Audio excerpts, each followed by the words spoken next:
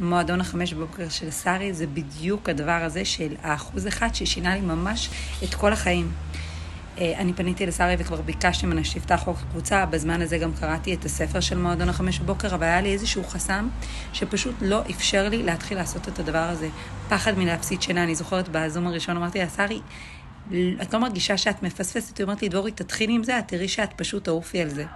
ואני יכולה להגיד לכם שאחרי 7 שבועות שאני בתוכנית, יש לי חיים אחרים. זה מתחיל מזה שאני יוצאת מהבית בשעות מוקדמות, אני ב5:15 מחוץ לבית, מספיקה לרוץ. לא הייתי יורדת הקומה התחתונה של הבית שלי, מרוב פחד בעבר. התגברתי על הפחד הזה, אני עושה מקלחות קרות כל בוקר, כמעט, וזה ממקלחות ברנצ'יל שהייתי מתקלחת, פתאום אני יכולה להתקלח גם משהו חדש.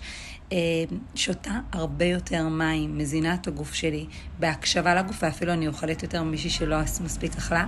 והדבר הכי מיוחד זה התכנים שהיא נותנת כל בוקר, התודות, הסוג של חשבון נפש מדהים בצורה כל כך חיובית, שהופכת כל היום לאחר, לדעת להגיד תודה על מה שיש. ואני חושבת שעכשיו, לפני הכניסה לחודש אלול, לשנה חדשה, זו מתנה שכל אישה כדאי לה לתת לעצמה.